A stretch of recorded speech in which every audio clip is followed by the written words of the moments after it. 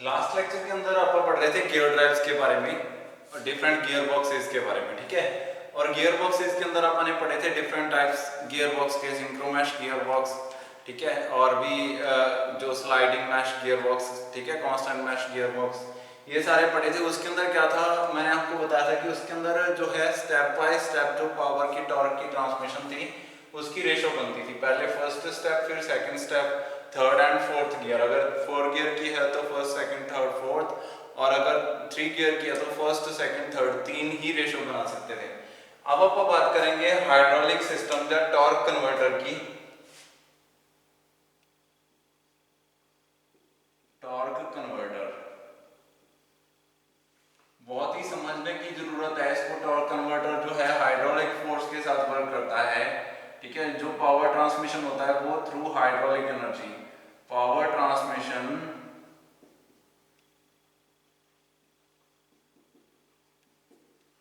takes place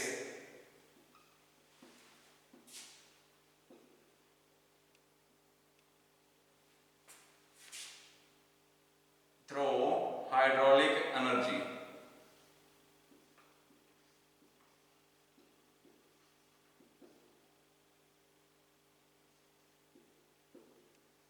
hydraulic energy का use करते हैं अपन टू ट्रांसफर पावर, ठीक है। पावर को ट्रांसमिट करने के लिए हाइड्रोलिक एनर्जी का यूज किया जाता है, ठीक है, इसके अंदर। और इसके बेनिफिट क्या है, ठीक है, ये कंटिन्यू टॉर्क रेशो बना सकती है, ठीक है। Why torque converter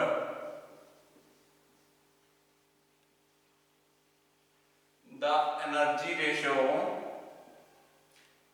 torque ratio ऐसे कह सकते हैं, ठीक है, torque and speed ratio should be taken continue. ऐसा यहां पे लिखेंगे कंटिन्यू, कंटिन्यू या कंटिन्यूअस, ठीक है। मतलब कि लगातार कोई भी रेशो हो सकती है, वो 1:1.2 हो सकती है, 1:1.5 हो सकती है, 4:1 हो सकती है, 4:1.5 हो सकती है, कुछ भी रेशो आप ले सकते हैं इससे, ठीक है। और ये कैसे वर्क करता है, ये ऑटोमेटिकली वर्क करता है, ठीक है। कैसे, अभी आपको इसकी वर्किंग बताऊंगा मैं, थोड़ी सी समझने की जरूरत है उसके अंदर ताकि क्लियर हो जाए ये सारी चीजें। अब ध्यान देना कि यहाँ पे 3 तरीके की चीजें हैं इसके अंदर, जो मेन चीजें हैं। एक तो होता है इम्पेलर, ठीक है। अब मैं सारी चीजें लिख देता हूँ कौन कौन सी चीजें हैं यहाँ पे। एक तो होता है इम्पेलर, ठीक है। इम्पेलर का काम क्या है, इम्पेलर में एनर्जी को ट्रांसफर करना होता है। मतलब कि इम्पेलर से ही एनर्जी जो है वो क्रिएट हो रही है यहाँ पे इस वाली डिवाइस के अंदर, ठीक है, और इसी से एनर्जी जो है आगे ट्रांसफर होगी। दूसरे नंबर पे क्या आ गया इसके अंदर, एक टरबाइन। टरबाइन, जो टरबाइन है वो इंपेलर से चलेगी, इंपेलर से जो एनर्जी आएगी उससे टरबाइन घूमेगी, ठीक है। एक होता है स्टेशनरी जो है ब्लेड, ठीक है, ये वाला जो है सेंटर वाला पीस जो है ये स्टेशनरी है, ठीक है। इसका काम कुछ नहीं है, इसने जस्ट रुके रहना है। स्टेशनरी मेंबर बोल सकते हो इसको, ठीक है, स्टेशनरी मेंबर, ठीक है, ये वाला है स्टेशनरी मेंबर। अब 3 तरीके के मेंबर्स हैं, ऐसी ही सेम टू सेम शेप नीचे बनेगी, ठीक है। जो शेप मैंने ऊपर बनाई है वही नीचे बनेगी। ये सर्कुलर होता है पूरा, ठीक है। अगर मैं नीचे बनाना चाहूँ तो सेम टू सेम इसकी कंस्ट्रक्शन, मतलब कि ये सर्कुलर बॉडी है पूरी, ठीक है। मैंने इसको हाफ ही बना के दिखाया है, नीचे वाला हिस्सा मैं बनाऊंगा नहीं। यहाँ पे आपको क्या करना है, सेम टू सेम जो चीज यहाँ पे बनी हुई है ऊपर वही नीचे बनानी है, ठीक है, ऐसे ही सारी चीज सेम, ठीक है। तो ये सारी डिजाइन सेम टू सेम नीचे बना लोगे जो ऊपर बना हुआ है, तभी वर्किंग इसकी क्लियर होगी। अब देखो कैसे वर्क करता है, ये मैं आपको इसी में बताऊंगा कि वर्क कैसे करता है एक्चुअल में। तो यहाँ पे क्या होता है, सबसे पहले इसके अंदर होता है हाइड्रोलिक फ्लूइड, ठीक है। इस पूरे जो सर्कुलर मैंने आपको बताया कि ये ऐसे ही सर्कुलर होता है, और इसके बीच में स्पेस जो होता है बहुत कम होता है। ये वाला जो गैप है ना, ये बहुत कम होता है, माइनर होता है, जिसको अपन नेग्लेक्ट कर सकते हैं, और जो लीकेज होती है वो फिर से इसके अंदर ही आती है। अब क्या होता है, ये सारा फ्लूइड के अंदर सबमर्ज्ड होता है, तो इसके अंदर फ्लूइड आ जाता है, ठीक है। यहाँ पे क्या होता है, इसके अंदर फ्लूइड फिल हो जाता है, ये पूरे एरिया के अंदर ही फ्लूइड फिल हो जाता है।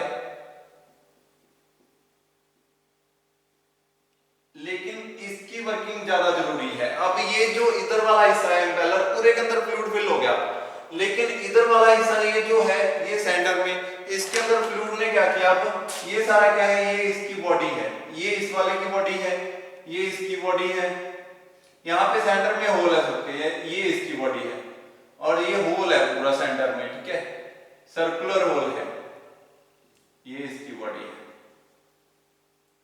यहाँ तक, ठीक है। तो ये सेंटर में क्या है, सेंटर में एक होल है। अब यहाँ पे ये बॉडी है इसकी, ये इंपेलर की बॉडी है, यहाँ से लेके ये पूरी, और ये जो सिर्फ इतना पार्ट है ये स्टेशनरी मेंबर का है, जो कि यहाँ पे जाके ऊपर की ओर जा रहा है, ठीक है। तो ये स्टेशनरी है, इसका कुछ काम नहीं है, ना तो इसमें किसी को घुमाना है, ना ही कोई और काम करना है। उसके बाद आता है ये आगे शाफ्ट, यहाँ पे बेरिंग से अटैच होती है टू, या मेन शाफ्ट लिख सकते हो इसको, मेन शाफ्ट, ठीक है। इसको घुमाना है आपने with the help of torque converter. अब क्या होता है, सिंपल मैकेनिज्म, सिंपल सिचुएशन के अंदर क्या होता है, यहाँ से पावर जो है वो, अब इंजन रुका हुआ है, अपन एनर्जी ट्रांसफर करनी है। मैंने आपको बताया था कि रेशियो बनानी है अपन ने, गियर रेशियो, ठीक है, कि कैसे रेशियो बनेगी। अब क्या होता है सिंपल सिचुएशन के अंदर, यहाँ से ये जो है ना, ये वाली जो आपकी ये जो है पूरा इसकी बार वाली बॉडी, ये अटैच होती है इंजन के साथ, इंजन के साथ अटैच रहती है।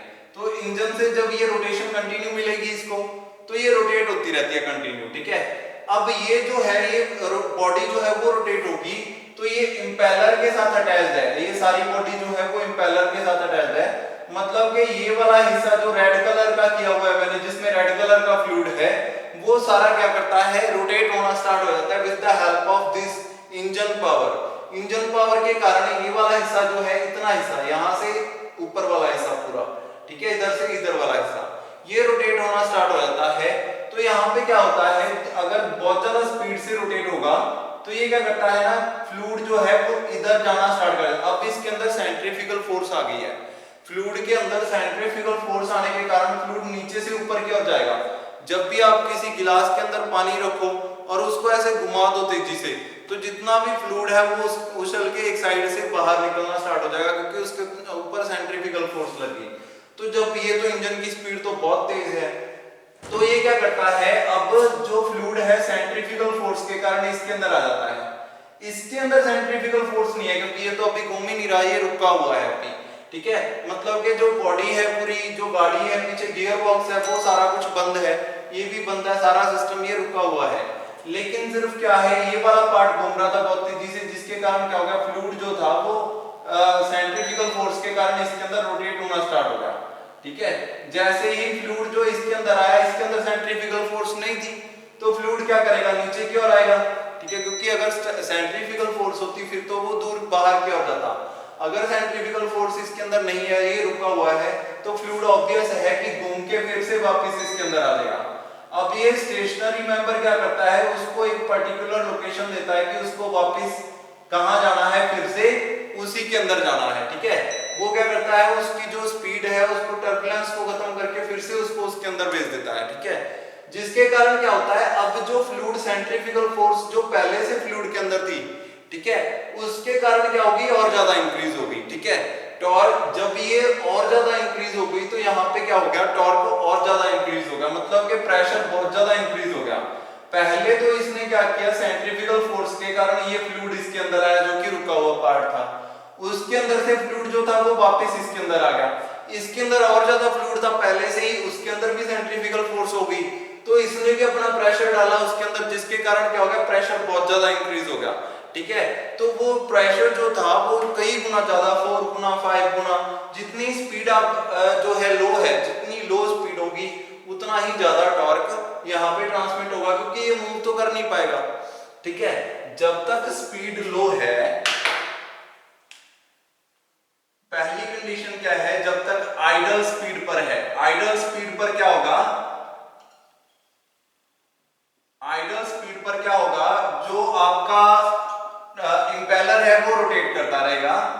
इंपेलर जो है वो क्या करेगा, रोटेटिंग, इंपेलर तो रोटेट कर रहा है, लेकिन स्पीड इतनी नहीं है कि वो क्या कर सके, टरबाइन को साथ घुमा सके।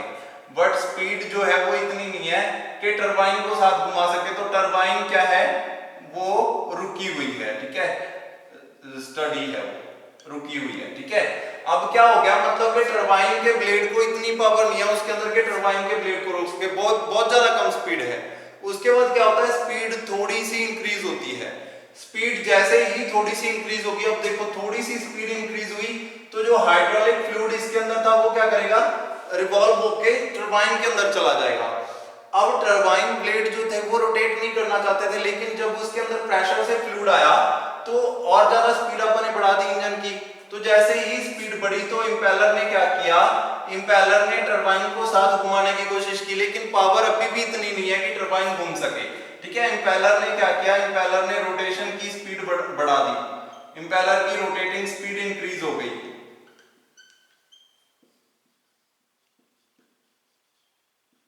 इंक्रीज हो गई, ठीक है। ये सेकंड पार्ट है, इसमें क्या है, स्पीड इंक्रीज कर दिया आपने, स्पीड इंक्रीज, बट इतनी स्पीड नहीं हुई। अब जो पावर है, जो रोटेशन है वो तो इंक्रीज हो गई, लेकिन अभी भी इतनी स्पीड नहीं हुई कि वो टरबाइन को साथ में घुमा सके। तो वो क्या करता है, अब टरबाइन के अंदर कैसे आएगा फ्लूइड, वहां से जैसे ही सेंट्रीफ्यूगल फोर्स आई इसके अंदर आ गया, तो रिवॉल्व होके पूरी टरबाइन के अंदर से पास करके जो फ्लूइड है, fluid after crossing turbine blades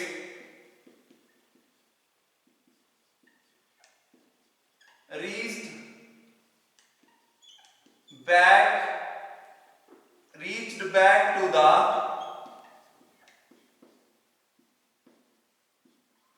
impeller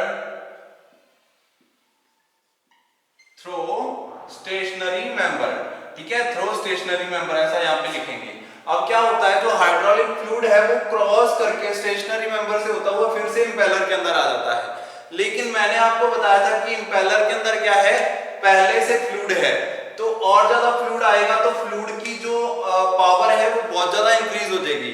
अब अपने पास एक जगह पे कंप्रेस्ड फ्लूइड है, मतलब कि पहले तो जो था सिंपल फ्लूइड रोटेट कर रहा था, अब वहां पे क्या हो गया, बहुत ज्यादा स्पीड, उसके कारण क्या हो गया, और ज्यादा कंप्रेस हो गया फ्लूइड, जिसके कारण जो स्पीड थी अपन ने थोड़ी सी इंक्रीज की थी, उसके अंदर जो पावर थी, टॉर्क था, टॉर्क जो था वो कई गुना बढ़ गया, इंटू 4 5 6 7, जितना अपने को रिकाई, जब तक आपका जो इंजन है वो आइडल स्पीड पर रहेगा, जब तक वो स्टार्ट नहीं होता तब तक पावर बढ़ती जाएगी, क्योंकि फ्लूइड उसके अंदर कंप्रेस होके और बढ़ता रहेगा, ठीक है। मतलब कि वो कितना भी हो सकती है पावर, जितनी उससे रेवोल्यूशन तो कम मिलेगी, लेकिन हाइड्रोलिक फ्लूइड जो है कंप्रेस्ड होके इतना ज्यादा पावरफुल होगा कि वो टरबाइन को घुमा देगा, ठीक है। अब टरबाइन घूमना स्टार्ट होगी, तो जैसे जैसे टरबाइन की स्पीड बढ़ती रहेगी, अब देखो जैसे टरबाइन भी साथ में घूमना स्टार्ट हो गई तो उसके अंदर भी क्या आ गया, सेंट्रीफ्यूगल फोर्स आ गई, जिसके कारण क्या होगा, टरबाइन जो है उस फ्लूइड को उतनी स्पीड से आगे नहीं भेजेगी जितनी स्पीड से वो पहले भेज रही थी, ठीक है। अब क्या हुआ, थोड़ी सी स्पीड इंक्रीज और हो गई, पहले तो ये फ्लूइड जो था इधर टरबाइन में तो सेंट्रीफ्यूगल फोर्स थी नहीं, तो रोटेट होके रिवॉल्व होके सीधा इंपेलर में फिर से आ रहा था, कंप्रेस्ड हो रहा था फ्लूइड। अब क्या हो गया, अब टरबाइन भी साथ में घूमना स्टार्ट हो गई, तो जैसे जैसे टरबाइन की स्पीड बढ़ती रहेगी वैसे वैसे क्या होगा, फ्लूइड की जो कंप्रेस्ड पावर थी वो कम होती रहेगी, क्योंकि टरबाइन के अंदर भी सेंट्रीफ्यूगल फोर्स आ जाएगी, जिसके कारण क्या होगा, अब जो स्पीड है वो लिमिटेड स्पीड बढ़ती रहेगी, जैसे जैसे प्रेशर के साथ फ्लूइड आगे जाता रहेगा स्पीड बढ़ती रहेगी, लेकिन टॉर्क जो है वो कम होता रहेगा, ठीक है। जैसे जैसे अब फ्लूइड जो था वो बहुत ज्यादा प्रेशर के साथ इसके अंदर से क्रॉस कर गया, तो इसने घूमना स्टार्ट कर दिया, जैसे जैसे घूमना स्टार्ट किया वैसे वैसे प्रेशर जो था वो वेलोसिटी में कन्वर्ट होता गया और जो स्पीड थी वो बढ़ती गई इसकी, ठीक है। तो ऐसे वर्क करता है ये, मतलब कि लो स्पीड में हाई टॉर्क, टॉर्क कन्वर्टर क्या करता है, लो स्पीड में हाई टॉर्क कन्वर्ट करता है और हाई स्पीड में लो टॉर्क कन्वर्ट करता है, ठीक है। तो यही तो काम होता है किसका, यही तो अपने जो गियर बॉक्स है वो भी तो यही काम करता है। तो अपने यहां से क्या अपने को पता चला कि अगर आपने स्पीड को कन्वर्ट करना है, अगर आपने स्पीड को मेंटेन रखना है, गियर चेंज करने हैं, तो गियर चेंजिंग के लिए ये भी एक अच्छा मेथड है, जिसके अंदर आप क्या कर सकते हैं, टॉर्क कन्वर्टर यूज कर सकते हैं। इसके अंदर फ्लूइड एनर्जी से आप वही सारा काम ले सकते हैं जो कि आप सिंपल मैकेनिज्म से गियर बॉक्स से लेते थे, ठीक है। आपने जैसे ही स्पीड, ये तो गियर बॉक्स का ही काम है ना कि अगर लो स्पीड है तो क्या करेगा वो हाई टॉर्क कन्वर्ट कर देगा, अगर हाई स्पीड है तो लो टॉर्क कन्वर्ट कर देगा, ठीक है। तो यही काम इसने कर दिया जो अपना टॉर्क कन्वर्टर था, ठीक है। सिंपल ये टॉर्क कन्वर्टर है जिसमें हाइड्रोलिक एनर्जी, और ये ऑटोमेटिक ट्रांसमिशन सिस्टम की तरह वर्क करता है क्योंकि स्पीड कम होगी तो अपने आप हाई टॉर्क देगा, और जो हाई स्पीड के ऊपर ये लो टॉर्क देगा, ठीक है। तो ऑटोमेटिक स्कूटीज जैसे जिसके अंदर आपके पास क्या है टॉर्क कन्वर्टर्स प्रोवाइड किए गए हैं, ठीक है, तो वो ऐसे ही वर्क करते हैं हाइड्रोलिक एनर्जी से, ठीक है। तो ऐसी सारा सिस्टम होता है इसके अंदर, ठीक है, जिसके अंदर क्लच या कुछ ऐसे सिस्टम नहीं होता, तो उसके अंदर ये टॉर्क कन्वर्टर यूज किया जा सकता है, ठीक है। नेक्स्ट आता है ओवरड्राइव, ठीक है। नेक्स्ट टॉपिक है ओवरड्राइव।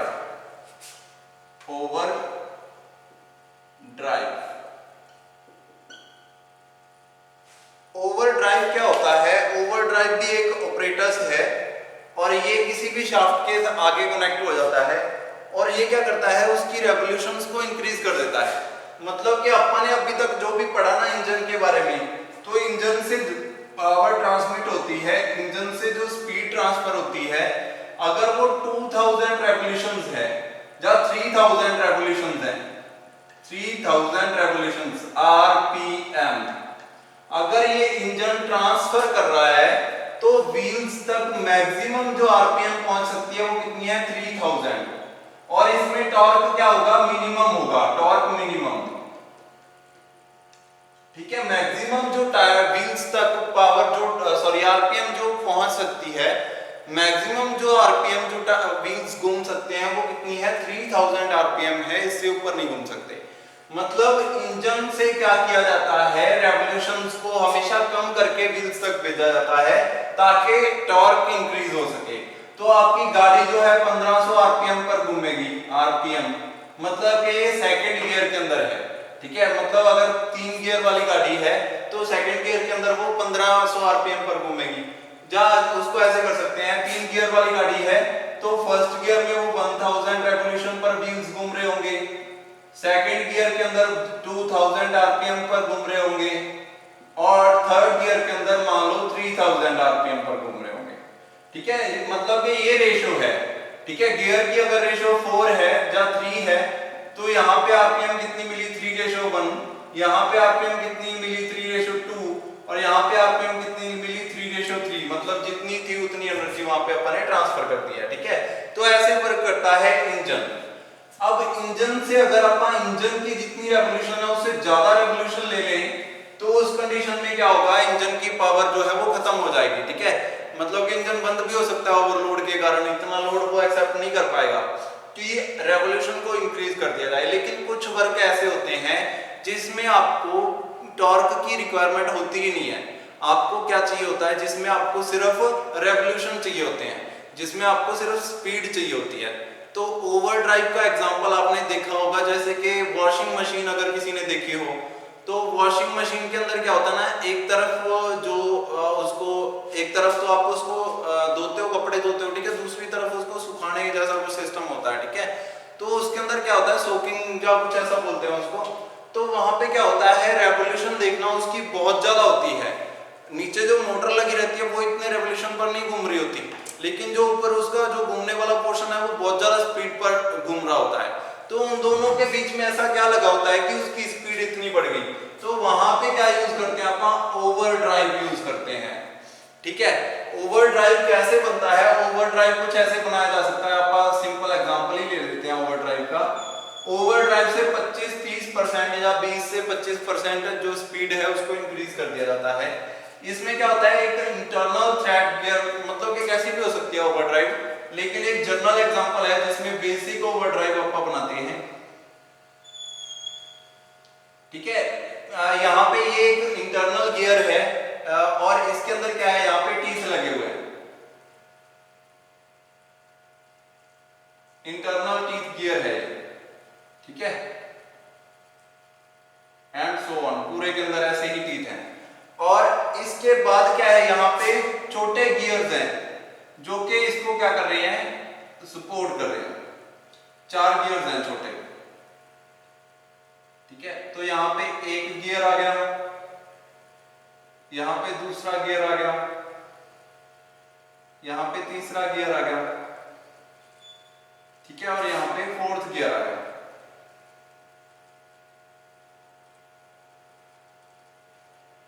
ये सारे आपस में मैच्ड हैं, ठीक है, ये सारे आपस में क्या है, मैच्ड हैं, और ये सारे बाहर से इसके साथ भी कनेक्टेड हैं। एक जैसा डाया है सबका, एक जैसे टीथ है, सब कुछ सेम है, ठीक है। मतलब कि इधर से बाहर से तो ये इसके साथ मैश है पेरिफेरी के साथ, जो कि आउटर एंड है जिसके अंदर इंटरनल टीथ है, और ये 4 गियर्स जो इंटरनल है इनके बाहर वाली साइड टीथ है। तो सबके बाहर वाली साइड टीथ है, आपस में भी मैच्ड है ये, और बाहर वाली साइड से भी मैच्ड है। अब कैसे फर्क होता है, जब ये बाहर वाला ये सब पूरा घूमता है ना, तो मैंने आपको बताया था अगर जो लार्ज गियर है इसकी 1 रेवोल्यूशन जो कि यहां से लेके यहां तक होगी, तो जब तक ये 1 रेवोल्यूशन लेगा, जो इंटरनल गियर्स हैं ये बहुत छोटे हैं साइज में, ये बहुत ज्यादा रेवोल्यूशन पे घूमेंगे, ठीक है। मतलब कि इसका 1 रेवोल्यूशन यहां से वापस यहां पे आएगा, ठीक है, इसका 1 रेवोल्यूशन यहां से लेके फिर से वापस यहां पे आना है, 1 रेवोल्यूशन होगा। लेकिन इनका रेवोल्यूशन जब तक ये यहां से लेकर यहां तक पहुंचेगा, ये तो 3-3 चक्कर लगा लेंगे, ठीक है। ये जो छोटे गियर हैं इनकी पेरिफेरी छोटी है, इनका आउटर जो है परिधि है इनकी, ठीक है, वो छोटी है। तो इनके क्या है 4 राउंड्स और इसका 1 राउंड एक बराबर होंगे। तो जब तक ये एक रेवोल्यूशन लेगा, ये अंदर वाले 4 रेवोल्यूशन घूम जाएंगे। तो यही कंडीशन होती है कि बाहर वाले को क्या घुमाती है, मोटर घुमाती है, ठीक है। बाहर वाले को मोटर ने घुमाया गियर को, और ये जो अंदर वाले गियर्स होते हैं ये अपनी ही धुरी के ऊपर घूमते हैं फिर, ठीक है। ये क्या करते हैं 4-4, मतलब कि अगर इसने एक रेवोल्यूशन ली तो इसने भी 4, इसने भी 4, इसने भी 4, इसने 4 रेवोल्यूशंस ली। अब इनके जो टीथ होते हैं वो यहाँ पे आपस में क्या होते हैं, एक दूसरे से दूर हो जाते हैं थोड़े से। ये अंदर वाला एरिया जो है, इतना एरिया, इसमें कोई वो नहीं होते टीथ। इसके अंदर एक और गियर लगा दिया जाता है, उसके साथ क्या होती है, वो शाफ्ट कनेक्टेड होती है जिसने इससे बाहर निकालनी है पावर, ठीक है। अब वो शाफ्ट के ऊपर भी क्या रहता है, टीथ रहते हैं, छोटा गियर होता है उसके ऊपर भी टीथ रहते हैं। अब ये जो गियर्स हैं ये उससे छोटे हो गए, और ये जो इसके अंदर वाला गियर है वो उससे भी छोटा हो गया, जिसके कारण जब ये सारे, अब देखो कौन सी डायरेक्शन में घूमेंगे, अगर ये इस डायरेक्शन में घूमेगा तो ये गियर भी इस डायरेक्शन में घूमेगा, क्योंकि इसके साथ ही अटैच है, और ये भी गियर इस डायरेक्शन में, ये भी इस डायरेक्शन में, और ये भी इस डायरेक्शन में। और इसके अंदर जो गियर है, ठीक है, वो क्या करेगा, अब उससे उल्टी डायरेक्शन में घूमने का ट्राई करेगा, क्योंकि ये ऐसे घूम रहा है तो ये अंदर वाला गियर जो है उससे उल्टी डायरेक्शन में घूमेगा, ठीक है। तो वो क्या करेगा, कई गुना पावर, देखो एक गियर के अंदर ही इतना सिस्टम फिट हो गया कि यहाँ से पावर जो है और कम हो गई और स्पीड बढ़ गई, और यहाँ से पावर और कम हो गई और स्पीड और भी ज्यादा बढ़ गई, जिसके कारण ये जो अंदर वाला गियर है वो बहुत ही हाई स्पीड में रोटेट करेगा, जितनी हाई स्पीड आप कभी उसको दे नहीं सकते हाथ से, ठीक है। लेकिन गियर सिस्टम से उसने ऐसा कर लिया, और इसको घुमाने के लिए जोर भी बहुत लगेगा, क्योंकि इसमें क्या है, एनर्जी जो है, टॉर्क जो है वो स्पीड बढ़ रही है और टॉर्क कम हो रहा है। तो जो ये वाला गियर जो यहाँ से निकलेगा, इसको आप हाथ से ही रोक सकते हो, क्योंकि बहुत ज्यादा रेवोल्यूशंस होंगी इसकी, लेकिन टॉर्क जो होगा वो बहुत कम होगा, ठीक है। पावर बहुत कम होगी, स्पीड बहुत ज्यादा होगी, तो ऐसे आप इसको कंट्रोल कर सकते हैं। ये है ओवरड्राइव। तो ओवरड्राइव क्या हो गया, एक ऐसी डिवाइस जो कि जो प्रोपेलर शाफ्ट है उसकी रेवोल्यूशंस को इंजन की रेवोल्यूशन से ज्यादा कर दे, ठीक है। It is a device used to increase the speed of propeller shaft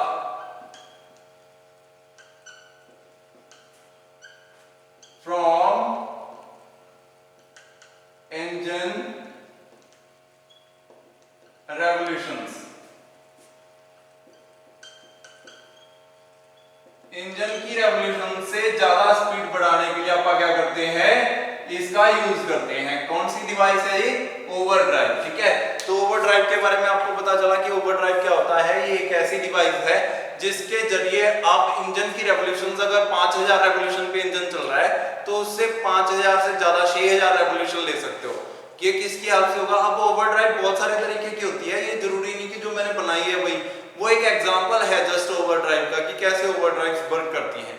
तो स्पीड गियर्स जो होते हैं उनको लार्ज करके, जो इंजन गियर्स होते हैं उनको लार्ज करके, और जो मेन शाफ्ट के गियर्स होते हैं उनको स्मॉल करके आप उससे पावर को जो है स्पीड को इंक्रीज कर सकते हैं और पावर को रिड्यूस कर सकते हैं। ठीक है, ये होता है आपका जो ओवरड्राइव होता है। इसके बाद नेक्स्ट जो बाकी है वो नेक्स्ट लेक्चर के अंदर करेंगे। आज के लिए इतना ही, थैंक यू।